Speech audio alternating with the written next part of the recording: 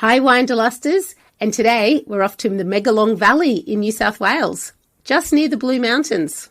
Welcome to the Winederlust podcast. My name's Jeanene and I run a wine events business in Canberra. But my real passion is travel, and my bucket list is to travel to every wine region in the world. In this series, I'll be exploring some regional Aussie wine destinations. I'll give you some tips whether you're planning a romantic getaway, a girls' weekend, or you're dragging the kids along. So pour yourself a glass and let's get exploring. I'd like to begin by acknowledging the traditional owners of the land that we're talking about today and pay my respects to their elders past, present and emerging. Now, I talk about hidden gems a lot on this podcast, but I lived in Sydney for over 5 years and I had never heard of Megalong Valley. I asked several of my friends still living there and they haven't heard of it either. So I'm very happy to be sharing this little hidden gem with you today. So Megalong Valley is near the Blue Mountains. So you go out to Blackheath in the Blue Mountains, turn off behind the train station, follow this along a bit, another turn off down a long, narrow, windy road for about half an hour. And this is just beautiful, quintessential Aussie scenery. There's big gum trees. You need to keep an eye out for kangaroos. And Megalong Valley is sort of tucked up behind. There's the massive Narrowneck Escarpment looming ahead, full of sandstone, which changes colour, and it's just breathtaking. I accidentally went out near sunset, but what a stroke of luck that was, because it had the most amazing views and it was just gorgeous. There's only 3 wineries here, so it is super tiny, but it is very well worth the visit. A bit of history of the Blue Mountains. Being so close to Sydney, after Sydney was settled in 1788, it wasn't long before this area was looking at being explored. And while Aboriginal people had moved freely, crossing over the mountain ranges for thousands and thousands and thousands of years, it had a reputation by the white people of being impenetrable. And it took some 25 years after the first settlement before 3 men crossed it: Blaxland, Wentworth and Lawson. And now towns are named after these. Then from the mid-1800s, train lines were set up, and then there was a mine set up. By the late 1800s, early 1900s, it was Australia's largest regional tourist area, and today it's still a thriving tourist destination. There are 3 wine producers in the Megalong Valley. Dryridge Estate and Megalong Creek Estate are open on the weekends. With Darragh Wines, you can call in advance, and if available, John will invite you by to check out his production. If you miss visiting the wineries, pop into Carrington Cellars in Katoomba and they sell some local wines. So you can still enjoy the local drop even if you don't get a chance to visit. If you like cider, check out Bilpin Cider and Hillbilly Cider, both in the town of Bilpin, which is about an hour away from the Megalong Valley and on an alternative road back to Sydney. There's also Mountain Culture Beer Company in Katoomba, which I've heard very good reviews about if you fancy a cleansing ale. But back to the wine, as that's what we're all here for. I reached out to all 3 of the wine producers here, and you'll hear that there's quite a lot happening with the expansion of 2 of the cellar doors.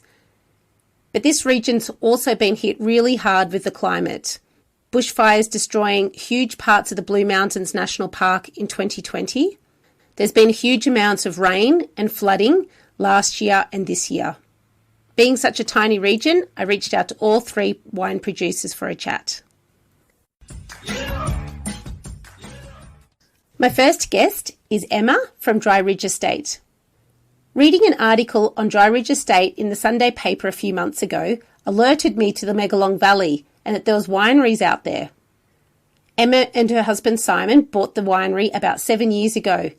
It's become a wonderful wedding and party venue, as well as being a really lovely cellar door.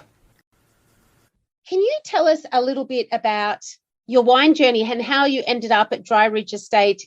My husband's originally from New Zealand, but we lived in Sydney and we'd both been in our jobs for a little over 10 years and were looking for a change. So we were looking for a business to buy together as a project in Sydney. And my husband was flicking through the Land newspaper and he found this winery in the Megalong Valley for sale. And neither of us had ever heard of the Megalong Valley. And we thought, oh, well, let's just go and have a look because that sounds really unique in the Blue Mountains. went and had a look, and 10 days later we bid at the auction and won it. Even though neither of us had a background in wine, my background is events and hospitality, and Simon's in finance. So it's sort of, we worked well as a team. Event side that you've got the experience in, you do a lot of weddings out there. Yeah, we do lots of weddings, and if I can ever fit in another normal event, I'll do those as well. It's interesting that you said you hadn't heard of the Megalong Valley, because I think it is a little hidden gem that not many people know about, even people in Sydney. And it's quite close by. It's only like less than 2 hours away. That's exactly right. I mean, when I was young, my whole life, I thought the Blue Mountains consisted of Katoomba and Jeanene caves. So I wasn't aware of other little pockets like the Megalong, and now obviously I know the Blue Mountains like the back of my hand. But it's extraordinary to me when I speak to people how many people know it and then how many people don't know it.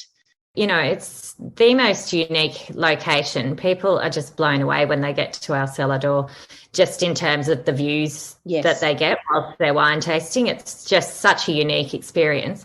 I mean, so many people I've heard say that it's probably the best view at a winery in Australia. Yeah. And a lot of people say it's a little bit like South Africa, some of the vineyards there, which I have not been to, but I feel like that should be some kind of research trip at some point.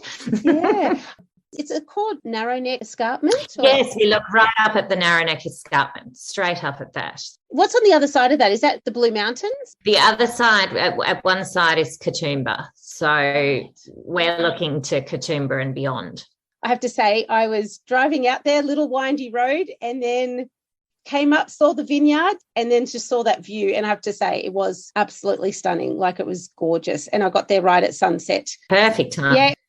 And can you tell me, what sort of grapes do you grow out there? On our property, Riesling, Cabernet, Tempranillo, Shiraz and Pinot Noir. We do cool climate wines, obviously, and the soil's pink granite, so it creates quite an interesting, different wines. They're a little bit like Tasmanian wines, like the dry sort of Riesling and the lighter Pinot Noir. And then our Shiraz is a little bit like something you'd find in orange. Fantastic. I tried one of your Barberas recently, so that's not from your vineyard? Oh, yes. So that's a sensational wine. So apart from the grapes that we grow, we buy some from Mudgee and Orange to blend with ours, and then our winemaker makes it from there. So what do you think would be the flagship wine that you have there? I would say definitely our dry crisp Riesling. Everyone seems to know that and comes from far and wide to try that. The cool climate Shiraz, so beautiful and velvety, but not heavy like you'd find in the Barossa, for example. And people really love our rosé as well, which is a couple of blended grapes, but it's a beautiful dry Provence style rosé. So everyone loves that in the summer. And so there's obviously been a lot of rain this year, and the vine's going okay? We lost a lot of the crop due to the rain this year. Well, hopefully next year will be better. But that's the wonderful thing about the wine industry, is that other vineyards will sell you grapes to blend with yours. So, you know, that's one thing I really love about the industry. It's not as competitive as people would think. Everyone sort of works together, which is nice. And so the cellar doors open on weekends usually? Yes, so Fridays in winter and then weekends all year round. Do you also have accommodation up there? We do, yes. So we've got a house that sleeps 8, a homestead, and then a lodge that sleeps 4, so we sleep 12. And then we are in the DO process to build another 3 lodges at the moment. That's exciting. Thank you so much, Emma, for your time. My pleasure. My next guest is Mike from Megalong Creek Estate. This is located right next to Dryridge, so it makes it really, really easy to visit. This is a real family affair. Mike and his family have been there for over 30 years. I'd like to note that I think Mike has downplayed the current cellar door situation, but they do have some really big expansion works in the pipeline, which you're going to hear about. We bought the land in 1988. We built this house in 1992. And we moved here permanently in 2002, and that's when we started to build the vineyard. It's a labour of love. Viv and I built it, Viv, my wife. And we actually did a lot of the trellising and the irrigation and the plantings. Today, what we do is we've got 15 acres here. Right. Under grapes. Overall, of course, the place is much bigger than that. For us, it's very much a family business. I take care of the vineyard and all the commercial aspects, you might say. Kim's my youngest daughter. She runs all our sales and marketing. My son helps out on the weekends when, we're only open on Saturday, Sunday at the moment, on holidays. My eldest daughter, who's a long-haul flight attendant, she also comes and helps out, when she's available, when she's around. So, and my wife does a lot of cooking for the cellar door, and our dog lives down there on a Saturday and a Sunday, so greeting the people. In fact, we've got 3 cellar door dogs that are there at various times, but we're very dog-friendly and we love doggies. Oh, so we love children. It's very much a family-orientated visit when people come here. We had our first vintage in 2007, and, we've been going ever since. We only got going with our cellar door a couple of years ago. We have big plans for that.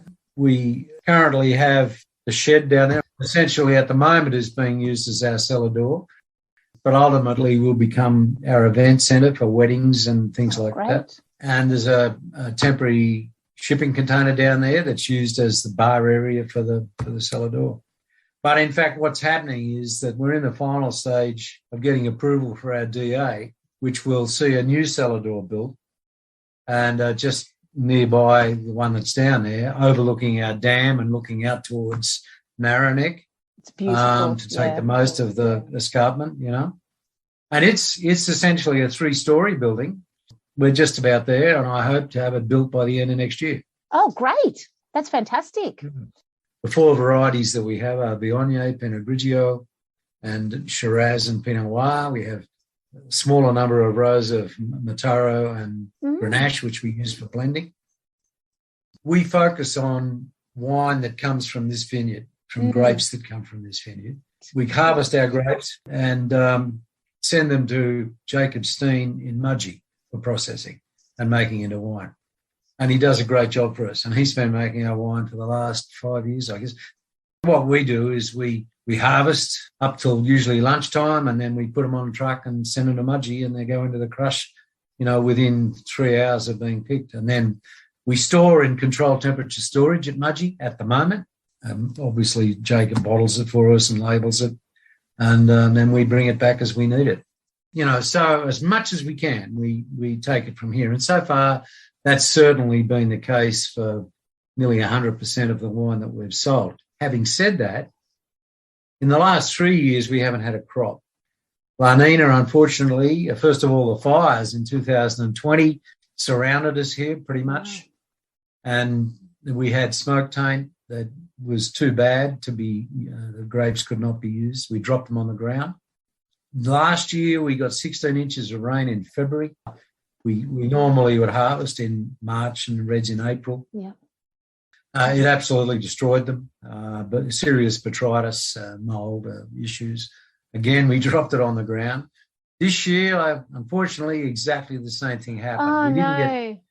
And we did everything we could to try and save it. We were mowing every day. We were spraying weekly, under the guidance of our agronomist from Mudgee. But no, it just took over. And once botrytis gets going, not too much you can do to stop it. We did get some white last year, and we fortunately had a fair bit of stock in storage. And that's kept us going, except the Shiraz. Now, Shiraz has been so popular that what we did is we got Jacob to make us a Shiraz, but make it in the same style as close as he could to what we usually do. And we actually do make that fact public on the bottle. It's a fabulous part of the world. The Megalong Valley is very unique in so many respects. And I've been to vineyards and wine areas all over the world. And I'm obviously biased, but there's really, in my mind, nothing that compares with this. The natural beauty of the awesome and majestic nature of the escarpment, it's just mind-blowing, and it just takes your breath away. On a clear day like today, it's absolutely glorious out there. to sit at our cellar door and drink some wine and just gaze on those sandstone cliffs in the sunlight. I honestly don't think there's too many areas around the world that would equal it. My third guest is John from Darragh Wines. John has a long background in many aspects of wine and hospitality. He's been a cook in restaurants. He worked at establishing vineyards before getting his winemaking degree. After working at wineries across New South Wales, he settled in the Megalong Valley, and he's quite passionate about finding the best fruit for his wines. Just decided to keep it really small. I was going to open a cellar door and have a restaurant and all that. I got all that through council many years ago, but I decided not to go down that path and concentrate on just making wine that I like and not worry too much about fashion and fad and stuff. So where do you get most of your grapes from? Worked in the past for wine companies in the Hunter and Orange and Mudgee mainly. I used to just do a lot of networking and find out where the best grapes were grown and who grew the best grapes and what vineyards they were from, and got to know those people whose grapes I loved, and that was through looking at the vineyard and talking to people, but also from their pedigree of wine in the bottle too. People who were incredibly good at growing good grapes, which I think is hard to do, and they're the unsung heroes of the wine industry of Australia. Really, if you buy really good fruit, you've got to be a bit of a dick to muck it up in a way. So you're telling me what you do is very easy, is it? Well, no, it's easy to say that because I've got experience, but yes. It is kind of easy. You still have difficult times where you have to get a bit of advice and help, and you talk to people and go back into the technical stuff and do a lot of analysis. But you have all that knowledge in the background you don't really know is there as you get a bit older and you've made a lot of wine. And the wine making is like a science degree, really. It's chemistry and microbiology, and that's super important. And almost, you follow formulas in a way, but I think the great winemakers almost unlearn that and go by tuition as they get older and gut feel, but that's kind of experience in the background, I suppose, and trusting yourself. And do you have the same range each year, or do you bring in different varieties? Well, a bit of both. So once I have a vineyard I'm really happy with and a good relationship, I try and continue those varieties. Like I kind of, in some ways, I'm known for Chardonnay locally and my Mudgee Shiraz. So I do continue with them, but the grapes aren't good every year. So there's some years where I won't actually use those grapes. And there's some years, like the last 3 years, for instance, have been very hard with fires and floods and a lot of climate change issues. So I haven't made a lot of wine at all the last 3 years. And when the season's very good, I make a lot of wine. And because all the wine I make is age-worthy, I bottle age it myself because I like bottle-aged wines. So I do experimental wines. If I sniff out something that I think is really interesting, I'll definitely give it a crack. I actually picked up a 2012 Shiraz of yours. So did you only release that fairly recently? You aged it for a while before releasing it? Yeah, I did. I had like a run of 3 years of working on some Mudgee Shiraz at 2011, 12 and 13. Yeah, well, it was unusual to find a 10-year-old wine. We enjoyed it. We had it with steaks. It was good. Yeah. No, it's lovely. It's very well received. It's probably my most popular wine at the moment. Good restaurants often really love something with a bit of bottle age, just because it's not that common anymore. It used to be something people did 30 years ago, cellar wines, and I mean, people do now, but it's different. It's they're a valuable commodity now. Whereas people used to cellar kind of ordinary, everyday drinking wines back in the 70s and 80s. And that's how I got interested in wine. It was my mother had friends who cellared their wines and I used to get to drink them. Fantastic. Yeah. So tell me, was your mum's friends really stoked when they found out that they'd inspired you to become a winemaker? Yeah, one in particular, because I told him, when I was developing the business idea and I was still cooking in the mountains, he and his wife would visit some of the restaurants I was cooking in, and I'd talk to him, and he was quite a successful business person as well. So, and I'm not that interested in business, so he was kind of helpful in a way. But I told him that he was one of the inspirations, and he found that really sweet. And because I remember staying with my mother as like a 22-year-old, and just her simple cooking, like a lamb roast, and this beautiful old man turned up with these old, it was a 1972 Wolf Blass Cab Sauv actually, and we had it with a lamb roast, and it just sung, wow. the harmony just sung with friends and family. So it was just in that simple setting.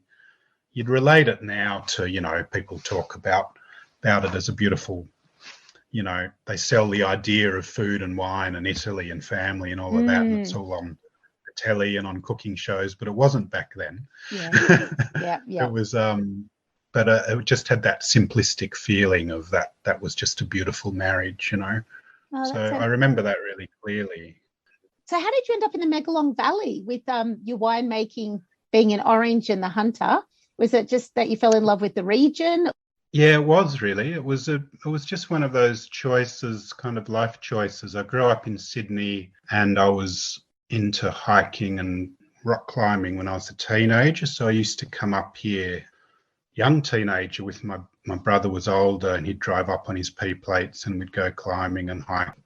And I loved the Megalong because I finished a few hikes walking through the Megalong when I was a kid. I suppose I started a family in the Blue Mountains, and I'd go away and work in wineries, and my partner was really settled in the Blue Mountains.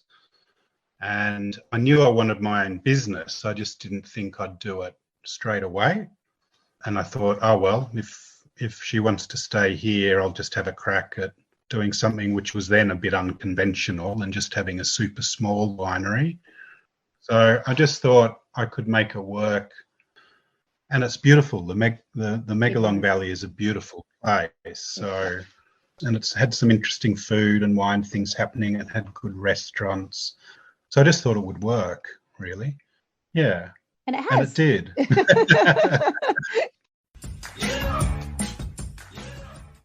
Other things to do and see in the area. Blue Mountains is such a huge tourist attraction. It's a massive national park, with the most famous part being around the Three Sister Rock Formation.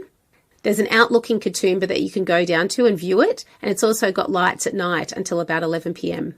The Three Sisters is an unusual rock formation, and it represents three sisters in Aboriginal legend who were turned to stone. Each of these stones are about 900 metres tall, so they're quite spectacular. And in the show notes, you can see links to the legends. The Warrada Aboriginal Centre in Katoomba offers chance for guests to enjoy traditional dances and performances that are important to the local Aboriginal people.